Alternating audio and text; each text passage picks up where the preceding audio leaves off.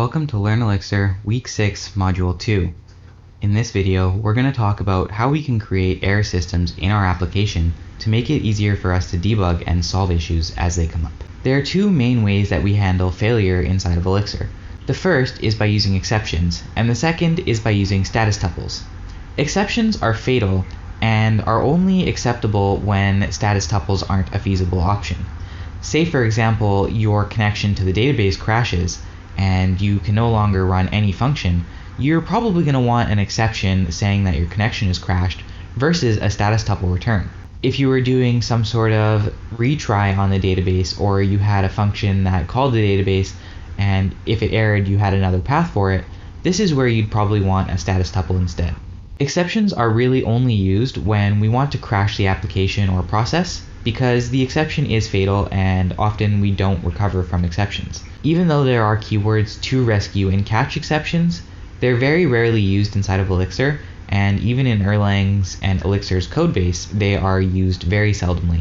Exceptions basically mean we have no backup path, and in programming, we try and have backup paths for almost everything, so this doesn't typically happen all too much. One of the things that we can do to make our exceptions a bit easier is to actually separate our exceptions out and make custom exceptions. There is a list of exceptions that already exist that we can search for by searching for exceptions in the documentation. To make it easier for us, we like to separate out our errors versus the ones that are built in. And so, to do that, we built our custom errors. This is also very useful for monitoring services, because when you're in a monitoring service like AppSignal, it actually counts exceptions based off of the error type.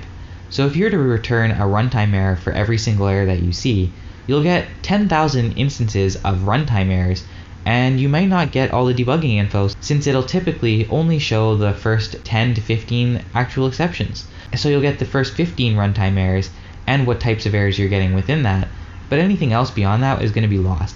So if you use a custom exception, it'll make it easier because the error monitoring service can aggregate on that exception type itself. There are a few different options exceptions have that make it easier to debug for us. The first is by giving it a message.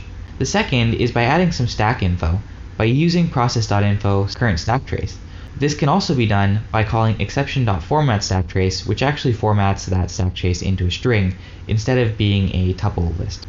The last piece of debugging info that you'll want to give people is whatever relevant metadata is available for that specific call. For example, if you're searching for a user and you hit some unrecoverable error, maybe you want to return that user ID as well as some relevant metadata, because perhaps it's that user's lookup that is causing the crash. These are just some of the ways that we can add some more info to custom exceptions, and how we create custom exceptions often looks like the following.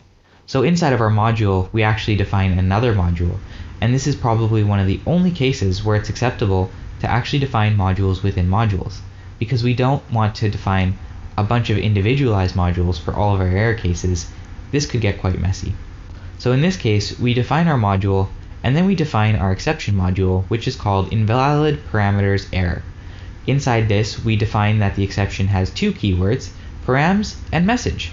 And so our parameters are a keyword that we can pass in, and so you can see we did that by passing in the inspect params, so it's actually going to be a string. And we also have our message, which is just going to be whatever the message we want. To actually raise this error, we use the raise keyword in Elixir, along with the error and then its parameters. So in this case, we raise the myModule.invalidParameters error, and we pass in a message of not valid with some parameters that will get logged out as well. With this same error, we can actually rescue it if we ever needed by using the try rescue combo. So we can wrap our call inside of a try, and if it does raise, we can rescue it by matching on that error type. This is pretty useful because we can match on different exception types that we get. However, this is still generally frowned upon, and you'll want to reach for a status tuple if you find yourself doing this. If you find yourself raising in any situation and then caching it later on, you're better off with a status tuple. A few other error systems that are really useful to have is a proper logging system and a proper error system. Having a proper error system allows you to return errors from within your own code that you can then understand and decode and then use in other code that you create as well. This allows your code to be quite clear and concise and allows you to really have some control over what happens when things error, and also to respond to the errors when they do happen. Having a logging helper is also pretty useful, where you can set up something like this, where you have debug, info, warn, and error being logged out, and all of these create a message with the source and the message. The source can be the module itself, and that way we actually make a convention of ensuring that we always pass in our module into the actual logging calls itself.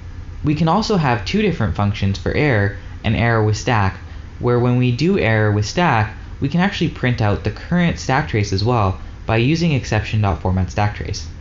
This will not only give us our error message, but now a stack trace as well that we can follow. And since this is a log message, we can also still have a backup path and continue our program and application without crashing the process.